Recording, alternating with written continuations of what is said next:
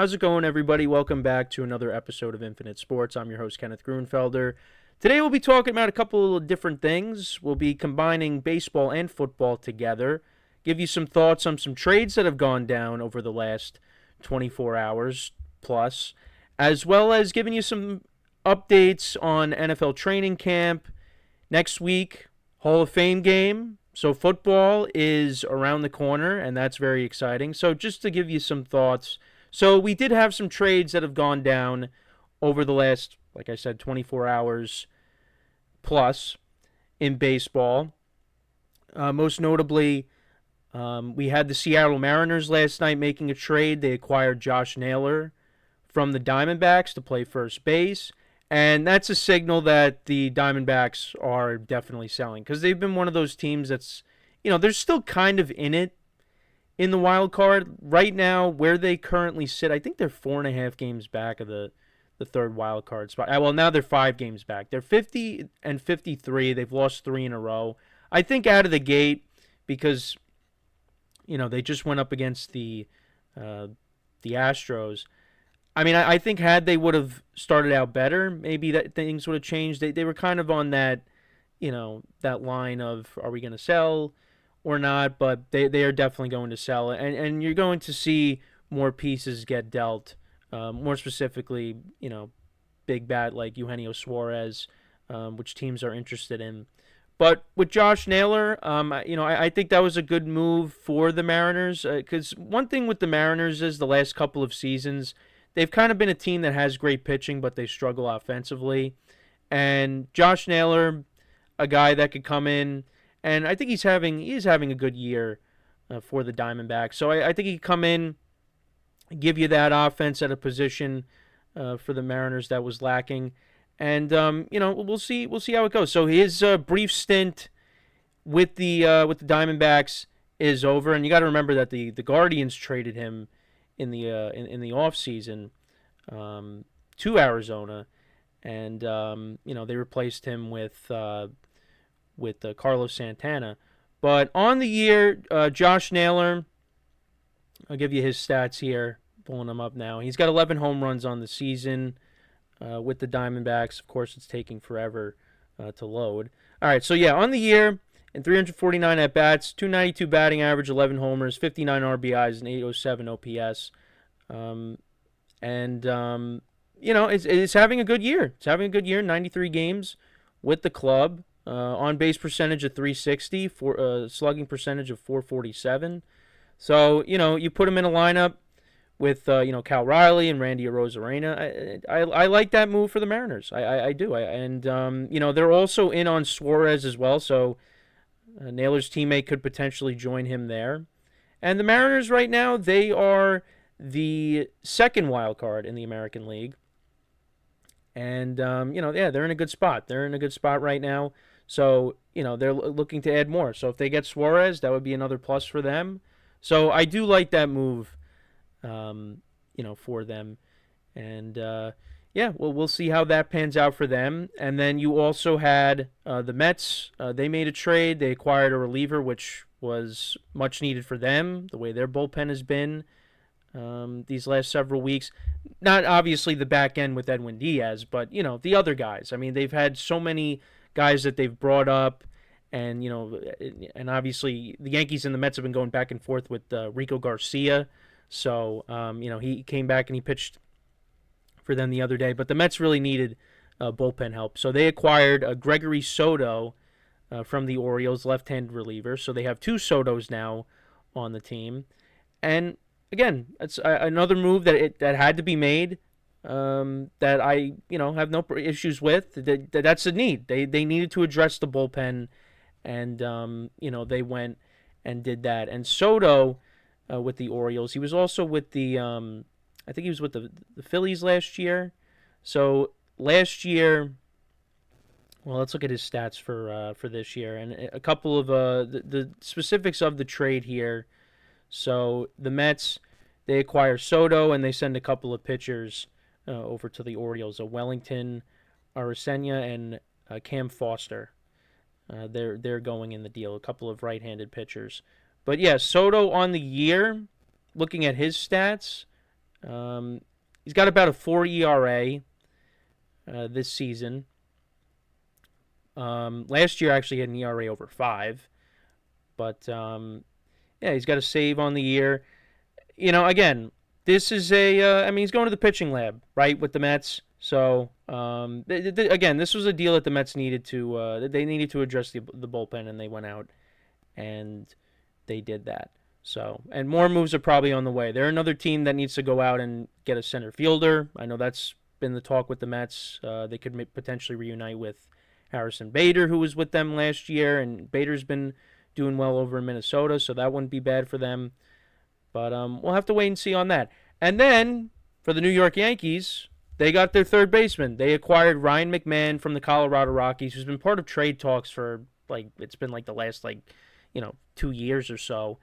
That was what I kind of figured what was going to happen, because it didn't seem like in Yankee universe, Jack Curry was reporting that they really weren't having extensive talks with the Diamondbacks for Suarez, and then when they were starting to engage in that, it seemed like there was a gap.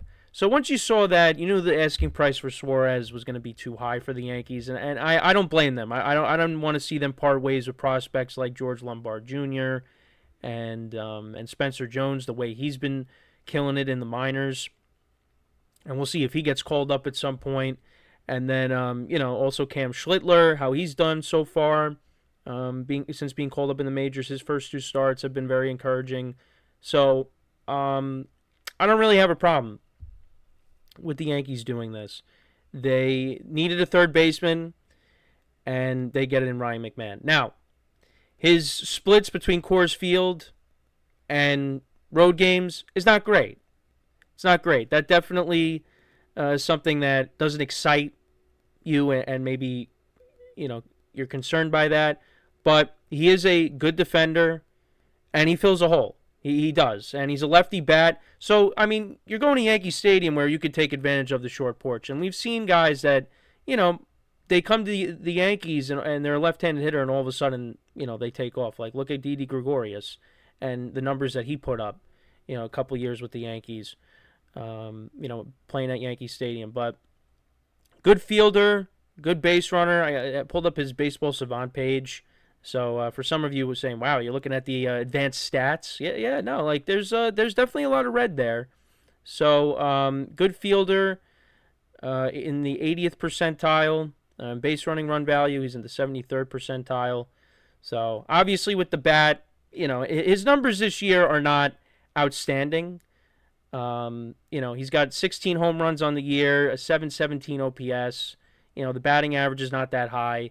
But you know what? You go from a team like the Colorado Rockies to the New York Yankees, that could, inject some life into you. So, look, the Yankees needed a third baseman. They really needed it. And with Eugenio Suarez, look, obviously, he's at tops in the league in home runs. He's up there, drives in a lot of runs. But what's really plagued the Yankees the last, several weeks now, even longer, is the fact that they have not been a very good defensive team.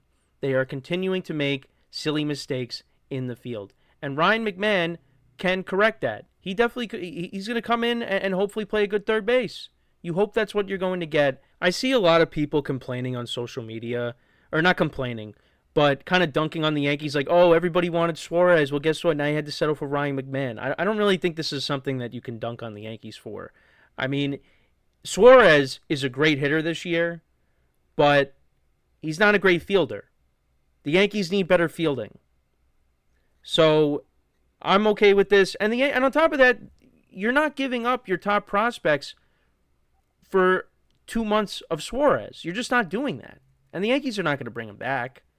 And the other thing, too, is that's a big thing, player control. He will be on the team, for next year as well. So, you have him on the left side of the infield. And listen, now that puts some pressure on Anthony Volpe because, you got George Lombard Jr. knocking on the door for next year. And, he might try to take Volpe's job. So that's going to put some pressure on Volpe to kind of turn his career around the way it's kind of been going as of late. So that's something to pay attention to as well. But yeah, I mean, look, they gave up two pitching prospects in the deal for Ryan McMahon. The Yankees did, um, and you know, I am happy that they didn't have to give up, like a Cam Schlittler, which I don't think they would have had to get to. It would have gotten to that point. But yeah, so they gave up Griffin Herring and Josh Groves in the trade. So yeah, didn't have to give up a ton to get a Ryan McMahon. Like I said, he's been part of trade talks for the last couple of seasons. So I mean, at some point he was going to get traded, and this was the year that it ended up happening. So I'm happy with that trade. We'll see how it pans out. He's not in the lineup tonight. Obviously, Peraza is starting. So you kind of figure what's going to be the corresponding move now that McMahon is on the roster. I mean, it's either going to be you DFA Peraza or you send down Yorbit Vivas. My guess is they would send down Vivas because, as silly as this is going to sound, well, not that it's silly, but just in this conversation, you DFA Peraza, you get rid of a righty, and you add yet another lefty, because now there's a conversation of the Yankees are too left-handed. So how funny is that? We went from a few years ago where the Yankees were too right-handed, and now in 2025 the Yankees are too left-handed. So go figure. But that would be my guess. Is they're going to send down Vivas, and I guess they'll keep Peraza because Peraza has no other options. But the other thing too is, then what's the point of Peraza being on the team if he's not going to play at all? I mean, I guess maybe if you want to give Volpe a spell here and there to play short, I don't know. But yeah, because Peraza has no bat, and he's been making bad plays in the field. So what's the point of him being on the team? At least with Vivas, he can come up and, not to say his bat is, substantially better, but he gives you better at bats than Peraza, in my opinion. So, well, we'll see what they end up doing. But yeah, those are the few trades that we got so far. So the Yankees, they do get their third baseman. Now they can focus on pitching. For the Mets, they're going to focus on, obviously, well, pitching is also going to be something they focus on. But, getting a center fielder, I know that's something that they are going to try to address. Eugenio Suarez is going to get sold at some point, whether it's the Cubs, the Mariners. There are teams that are interested, and whoever gets him, they're going to get a really good bat.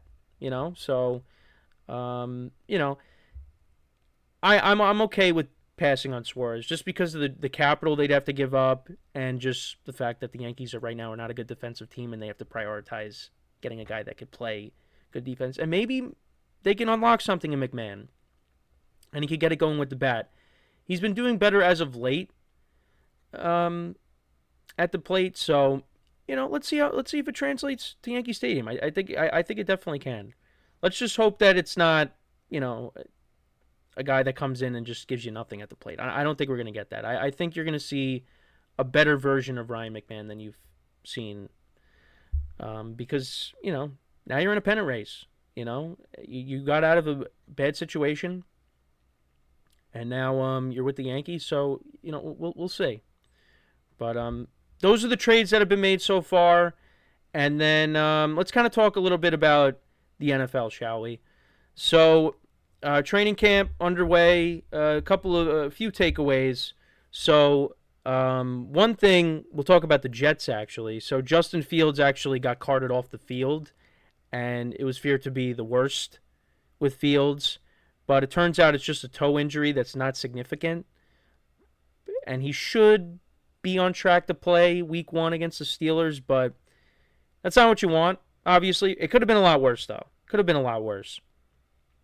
And, Jet fans thinking about quarterbacks, going down early, and being out for the season. They're getting PTSD from a couple years ago now with what happened with Rodgers.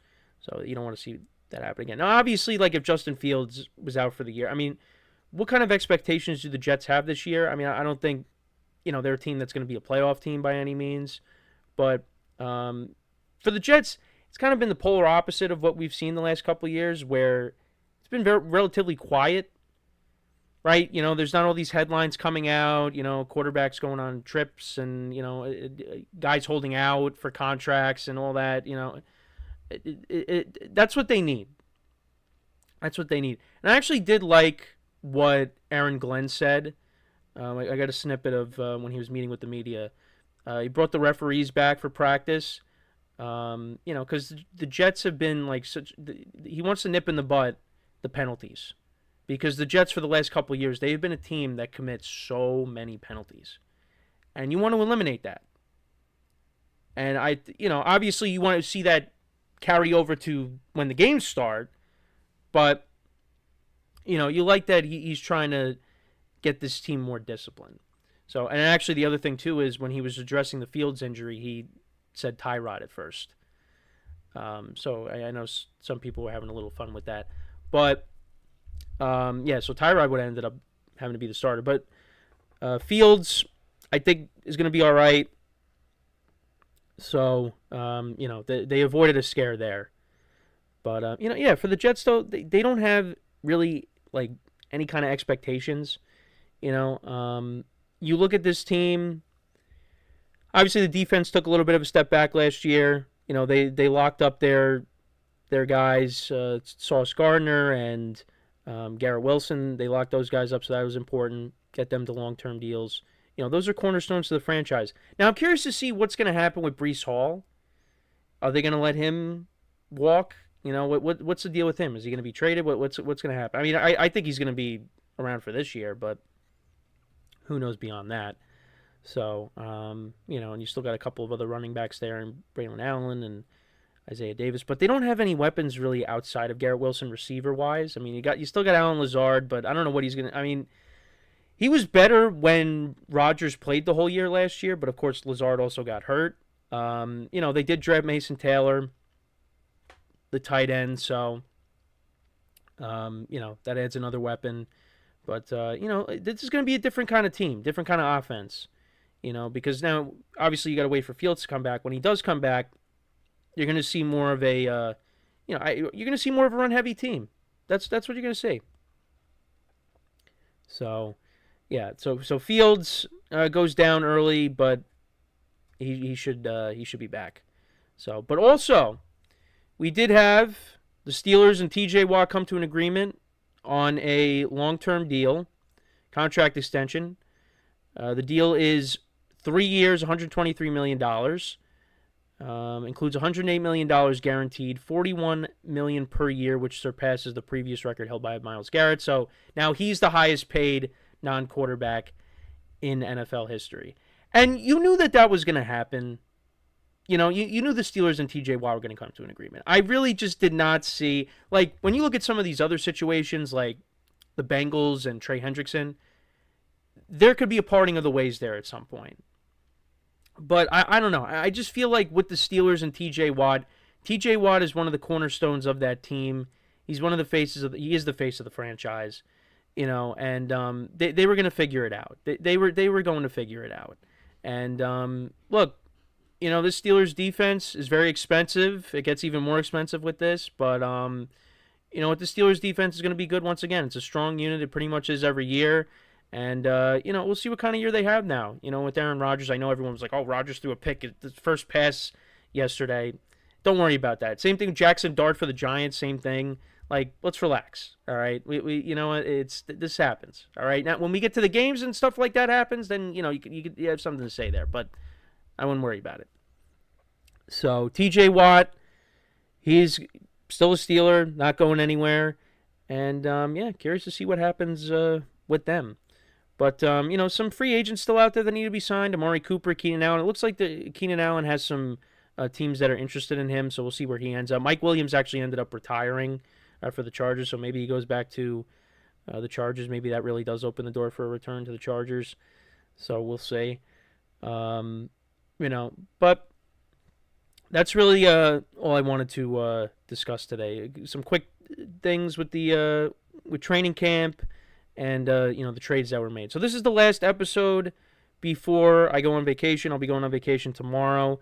If there are any more trades that come up, while I'm on vacation, maybe I'll, throw a little short out to you guys. But other than that, I will be back the following Saturday, so next Saturday, and then we'll pick up where we left off that Monday.